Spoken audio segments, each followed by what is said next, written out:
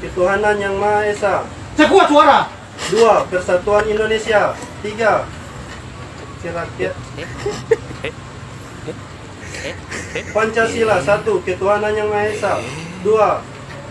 Kerakyat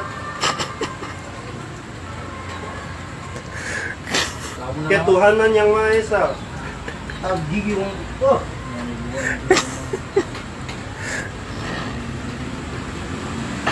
Kamu. Pancasila. 1. Ketuhanan yang Maha Esa. 2. Kemanusiaan yang adil dan beradab. 3. Persatuan Indonesia. 4. Keadilan bagi seluruh kerakyatan yang dipimpin oleh hikmat kebijaksanaan dalam permusyawaratan perwakilan. 5. Keadilan bagi seluruh rakyat Indonesia. Keadilan